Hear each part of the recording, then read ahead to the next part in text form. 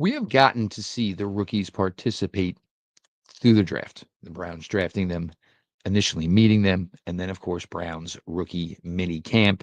The next step begins in less than 48 hours. The rookies join the veterans for organized team activities. We're going to talk about it. A very special Memorial Day episode of Browns 3D on the OBR streaming network begins now.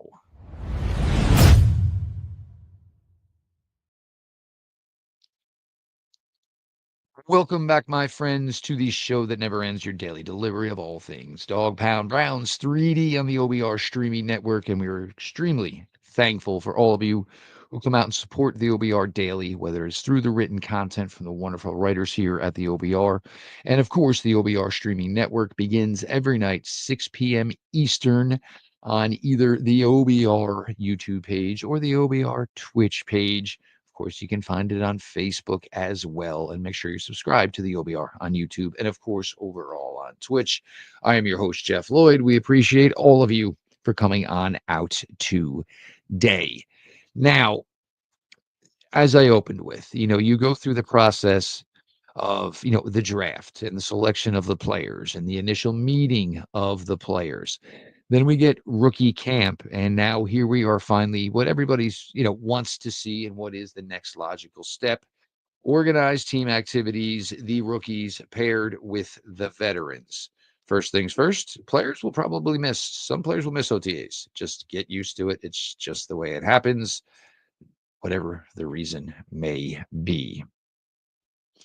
Certainly for the Browns, this is the beginning of what is definitely not a sprint, but a marathon of trying to establish just exactly who quarterback one for week one will be. There's going to be a million steps to this. Yes, it will get blown out of proportion. We know that. One guy makes one bad throw. That's it. Cut him, leave him on the side of the road.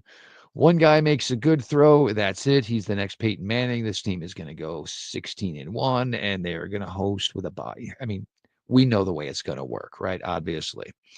Now, again, I think I've kind of changed my stance, and this is the way I think the Cleveland Browns are going to do it, not necessarily what I would do.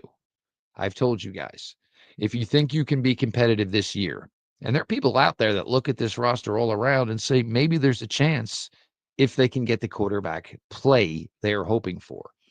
Well, for me, if I think there's somebody that could lead this team on a run, there's one guy here I've seen lead this team on a run. Two guys are rookies. And no offense to Kenny Pickett, Joe Flacco has been with the Browns before and led this team on a run.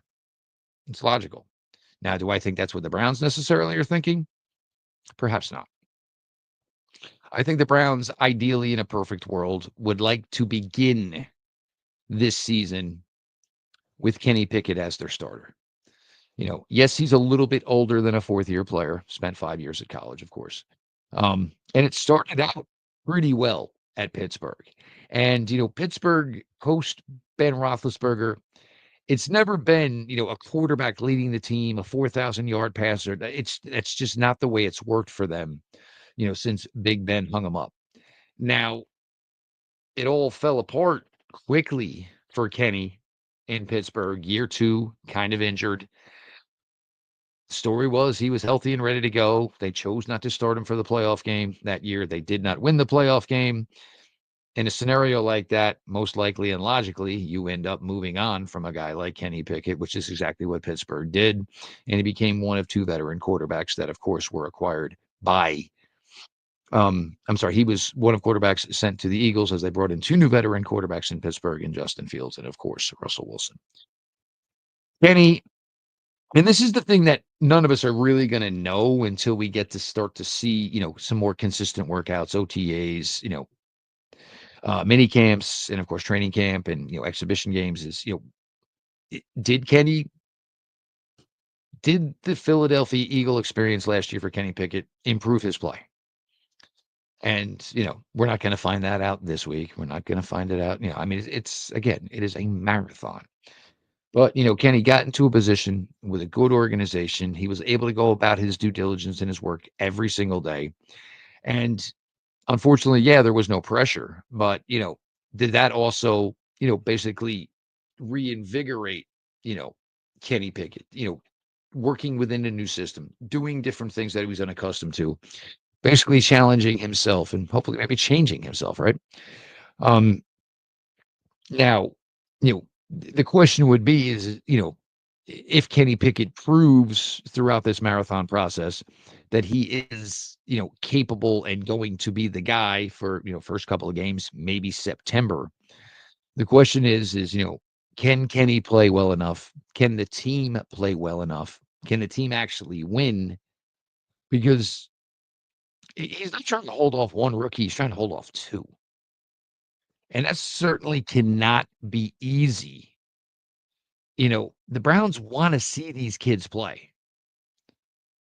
Yes, they wanna win, they would wanna be successful, they would like to go to the playoffs, but when you got and you've seen this how many times over the years in the NFL, "Oh, well, the kid's gonna sit a little bit, this is how we feel," and, either the guy who is the starter isn't playing that great or the team overall isn't winning. And the chatter gets louder and louder, and it's the fans and it's the media. And it certainly could be pressure from within the organization saying, man, we really got to get a look at these guys. These kids are out here. The next step is actually playing them. We're not going to know until we play them, which puts certainly if it was Joe Flacco, or in the case of what I think the Cleveland Browns will do, Kenny Pickett, it makes it elevates the pressure for both of them. Because, A, the team has to be successful. B, they need to be successful to hold off not one, but two rookies. And yes, of course, Dylan Gabriel was drafted before Shedeur Sanders. I don't think, when the Browns made the selection of Gabriel over Sanders, I didn't. I'm assuming the assumption was there is no way we would have another crack to even entertain the thought of Shedeur Sanders. You watched it. We all watched it. We all watched it together, certainly with the, Draft Cave here on the OBR streaming network. And there came the opportunity, and the Browns struck. And again, as I've been saying, there's not much reason for Dylan Gabriel or Shador Sanders to sit. I don't necessarily know what the big benefit is for a 23-year-old or a 24-year-old. Yes, both guys operated the majority of time in college out of shotgun. That's fine. And yes, there's going to be some adaptation to playing under center. But in my opinion, there certainly could be some adaptation on the Browns offensively between new offensive coordinator Tommy Reese to try to say, hey, we can still achieve and run some of the things we want to run and maybe, go a little more shotgun than maybe the Kevin Stefanski offense has done in previous years with the Cleveland Browns. It would make sense, right? Like, what are you supposed to do? You were supposed to try to play to the strengths of your best talent. And that's not saying we don't know whether or not Gabriel or Sanders can operate under center as opposed to shotgun. That's certainly going to be some of the things that we're watching develop, certainly here in OTAs and then a mandatory mini camp, et cetera, et cetera, et cetera. So it's going to be a really difficult road. And I mean, this is going to start this week. And if the reports are, that the rookies are getting, the play calls down, the rookies are getting everybody lined up. There's no extra stopping and, chastising the rookie quarterback because somebody lined up out of place in the rookie quarterback. If these guys are able to handle this part, it's only going to be, more being put on their plate. And you all know the way the Cleveland media is, right? These guys are hitting their throws. I mean, the train is going to leave the station as far as, the everybody wanting them to be seen sooner as opposed to later. Now, Shador at times operated under a lot of duress. At times, he maybe made the duress worse than it was, and I talked about this in the entire draft cycle. Sometimes just trying to extend plays that there was nothing there to be had. And look, you can look at it both ways. You can look at it as, yes, the Colorado offensive line was bad, which is an absolute fact. And you can also look at it as, Shedeur was trying to do everything he could to extend plays and make plays. That's fine, but that's maybe not necessarily going to work in the NFL. So, understanding that, hey, sometimes it just ain't there, and either putting the ball in your pocket or, throwing an incompletion or throwing the ball to your girlfriend in row 17, that's are things that are a lot better and a lot more productive than it taking a 20+ yard sack, because there is film of that. There is no, it's just straight fact. The advantage, and we'll see how much this could be an advantage. Gabriel's just a little bit more of a running threat, more mobile, and certainly had shown a propensity to succeed with that at whether it was UCF or Oklahoma or Oregon. But for Gabriel, that's not something that's going to essentially move the needle until you start getting to preseason games. That's not going to, this is not something that's going to be really picked up right now, because it's not like he's going to be Lamar Jackson blazing down the sidelines at, a 4.4 speed. Dylan's mobile. Dylan can run. Dylan cannot run like that. But both of them have good head on the shoulders. Both of them obviously very accomplished and have a lot of playing time and experience under their belts. It's just an undisputed fact. It's truth. It's fact. There's no disputing it. So whatever veteran gets the hot hand needs to remain consistent, because they're basically competing in something that is probably unwinnable. The only way whichever veteran starts week 1 is going to be the guy that has any shot. And look, I don't know, it doesn't matter to Joe Flacco how many starts he gets this year. Either way, his money, if he's even in the NFL next year, is going to be the same. But for Pickett, on a contract year, playing for a team that most likely knows he's probably not their starting quarterback in 2026, it's going to be difficult for Kenny, because he's going to have to play lights out and stay playing at a lights out pace. There is, I know it's out there a little bit, and, I don't know how much truth there is to it. Obviously, you look at the New Orleans Saints, and, whether they think Tyler Shock is ready to go right away, or they're going to play one of, their younger other quarterbacks that are on the roster. Kenny Pickett certainly has what feels like a fit as possibly being a trade candidate to the New Orleans Saints. With Derek Carr, now done, retired. Kenny doesn't make much money, but it could possibly be the same situation for Kenny Pickett if he goes to New Orleans. So then what would be the best situation for Kenny Pickett? He doesn't control this. If the Browns want to move to New Orleans, the Browns are going to move to New Orleans. But certainly with Kellen Moore being the head coach there is certainly a solid possibility that if the situation in Cleveland isn't as bright as Kenny's hoping it to be, there could be a situation that is maybe a little bit brighter for Kenny Pickett, certainly down in New Orleans. Looking at the rosters, looking at who you're throwing to, I'd say maybe he's got a little bit more of an advantage to be successful with the Browns than he would necessarily with the Saints. But again, he's not going to control that. The Browns would ultimately control that. And certainly the Saints, right? So there's a lot here. And, we know the way it's going to get covered. We know the way it's going to get spoken about. And, it kind of seems like, some of the media is kind of already, planting their flags. But I just say this. Let's just watch it play out. We'll know. We'll know. We will know which guy is been the guy, whether it's Kenny, whether it's Joe, whether it's Dylan, whether it's Shedeur. We will know. And, I'm excited for it. I really am. Um, we started all of this in January trying to talk about what we thought the Cleveland Brown quarterback room would look like for 2025. Certainly, Shedeur Sanders was a name that was spoken of a ton. Dylan Gabriel, not so much. Kenny Pickett, not so much.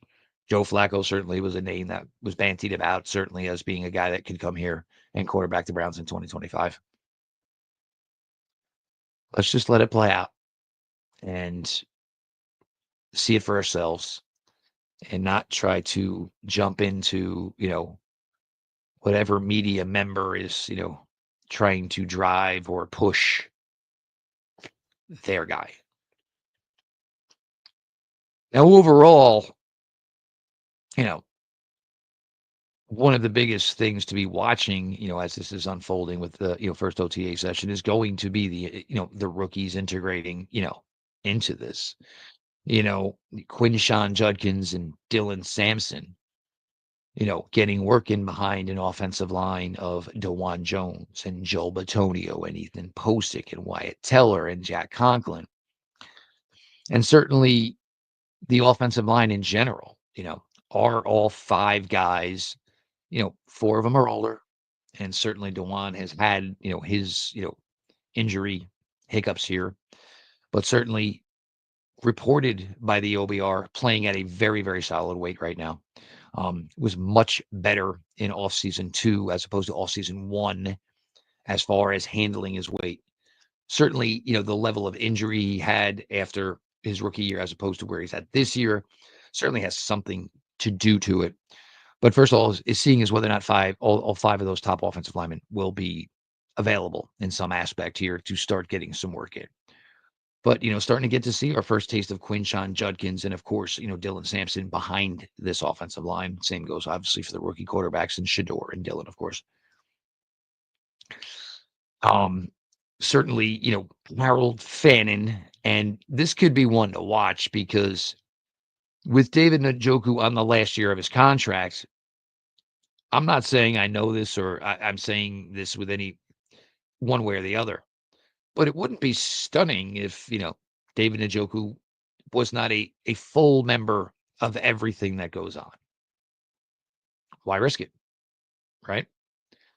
So if that's the case, then certainly you look for a big workload and, basically throwing the kitchen sink at Harold Fannin. And again, overall blocking, that's not something you're not going to pick up anytime soon, and anything that we're going to see anytime soon. Pads aren't even on. It's just not the way it is. But and certainly for the key for Fannin is would the Browns would love for him to improve the blocking aspect of his game 100%. That's not what he was drafted for. The Browns believe that there is a role for him as a receiver in this offense right away. That had to be the belief when you took a kid at only 20 years old with all the success that he had, all the production that he had. There has to be a belief within the Cleveland Browns organization that Harold Fannin can come that out and, of course, contribute, not as a number 1 tight end, but as a number 2 tight end, possibly as an H-back, maybe line up as a fullback, line up as a big slot, certainly can line up outside and create, mismatches, where, smaller DBs, it's going to be a tough cover. And you don't always necessarily want to put your safeties out wide, or you don't necessarily want your safeties up closer to the line of scrimmage going against a guy like Fannin. And even though he's not overly this athletic, you know, Rams guy, relative athletic score for nobody knows. He does run. He had a really, really good 3-cone time. So, which means that Harold Fannin 3-cone time and route running are a direct correlation because basically it tells you how quickly you can get into and how quickly you can get out of your breaks while running your patterns. That's what makes guys good to great as far as receivers. How many guys have we seen come into the league and, oh man, they were 4-2-4? Well, they're always covered, right? So when you have a guy like Fannin, who's just kind of, not necessarily the perfect size or the perfect athlete, But yet here it is, you see him, tearing up Penn State, tearing up Texas A&M. You know you got a guy with a ton of potential, a ton of talent, and certainly somebody that the Cleveland Browns probably have extremely high hopes for.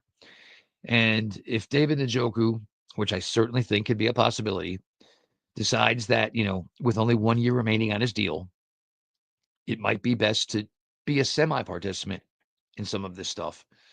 It certainly increases the workload that Harold Fannin can get.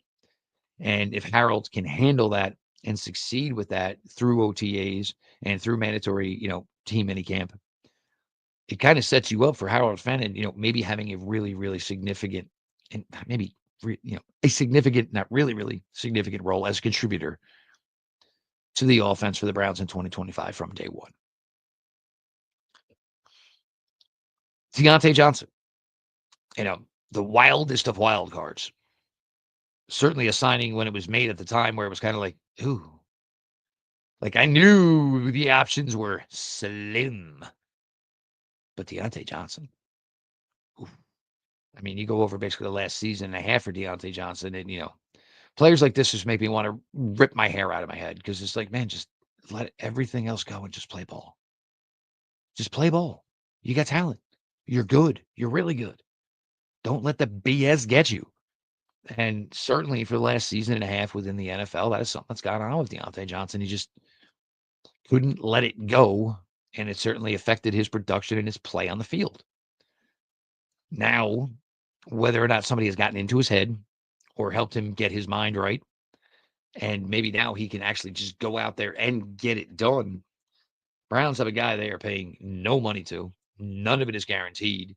So, which means if Deontay Johnson sticks around long enough and contributes at all, the Browns are getting a guy at a dirt cheap salary who can be a decent contributor for them, and they would pay that contract all day long, and they would pay it to 53 guys. It's just simple. It's just the way it works. Cedric Tillman, obviously another player to really, see where it's at, because at the time of the injury, you really just you were really seeing a second-year player kind of just establishing themselves.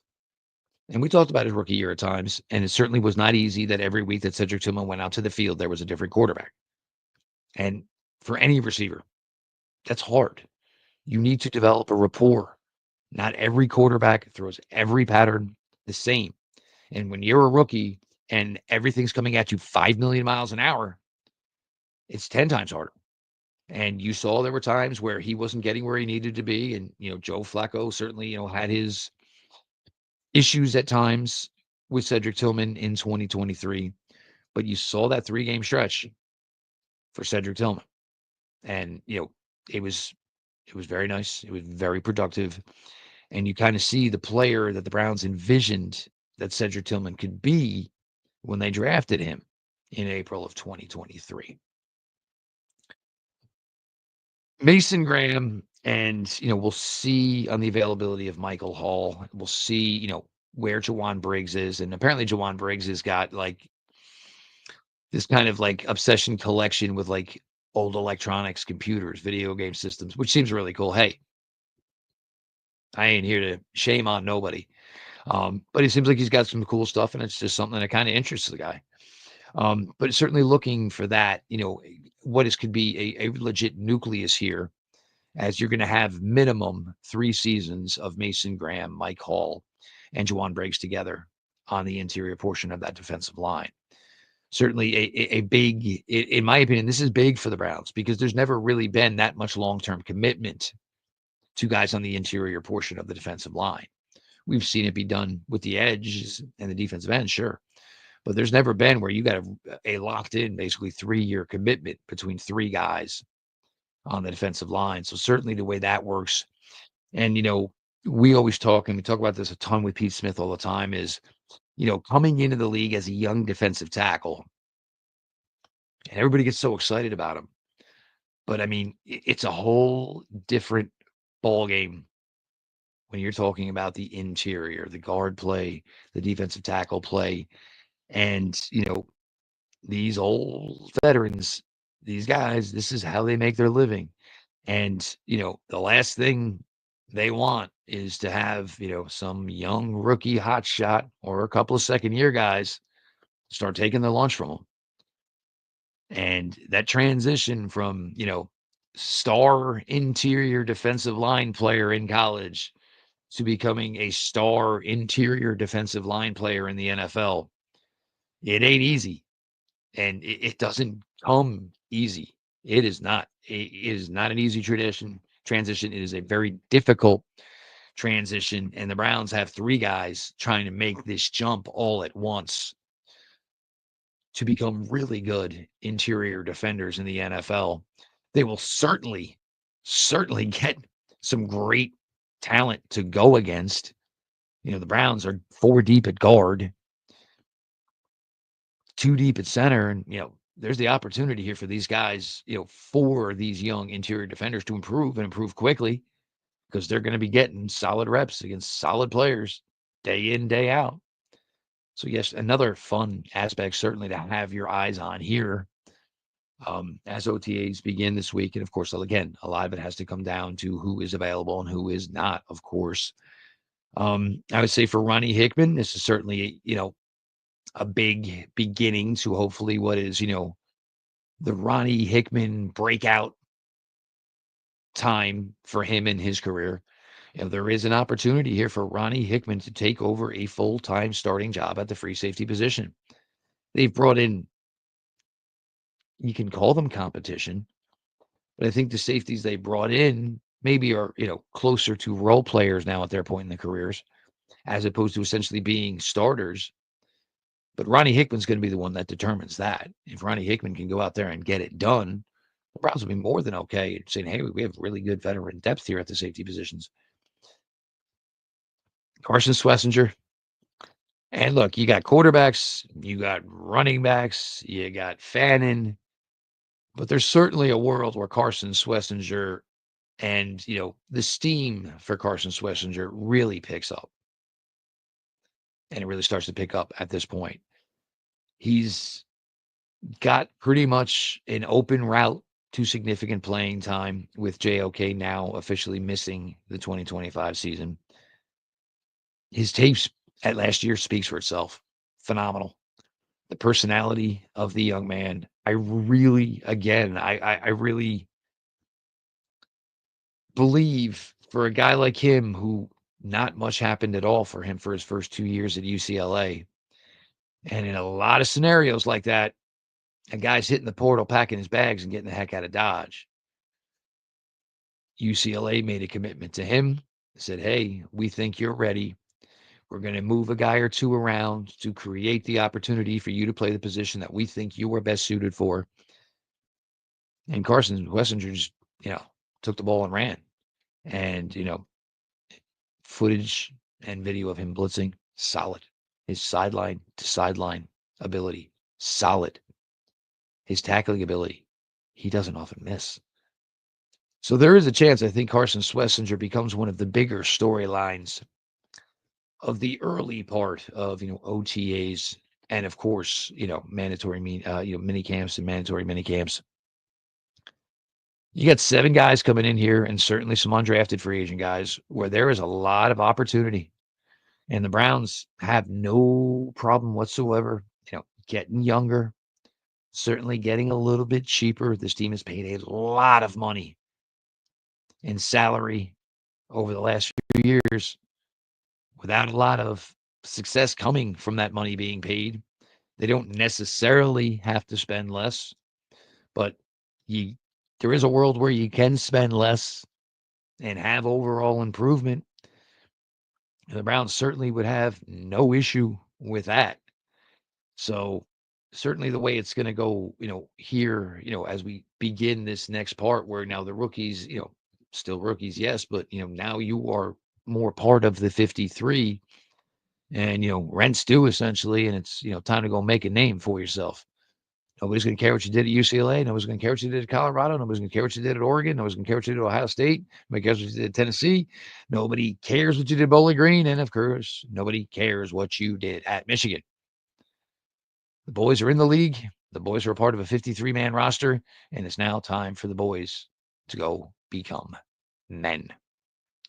Hope everybody had a phenomenal Memorial Day weekend. Certainly, basically the kickoff of summer for everybody. Weather's starting to kind of shine a little bit like it should as we're getting here to hopefully summer 2025. So again, obviously to everyone and all their service, from my heart, for my family, I thank you for all that you have done. I thank you for all that you do for all of us to live the lives that we lead. You all are an amazing breed, and we are more than thankful for everything that you have done, currently do, and will do. To all of you who support us here at the OBR, we cannot appreciate you more. Coming out every day, reading the written content, joining us here every night at 6 p.m. on the OBR streaming network, beginning with Brown's 3D. You will get Jacob and Sam afterwards tonight, and they will be doing the Carson Schlesinger film review.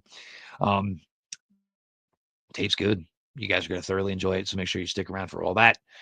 This has been Brown's 3D on the OBR streaming network. Continue to subscribe to the OBR streaming network, of course, on YouTube and, of course, over on Twitch. This has been your daily delivery of all things Dog Pound. Brown's 3D on the OBR, and we will talk to y'all tomorrow.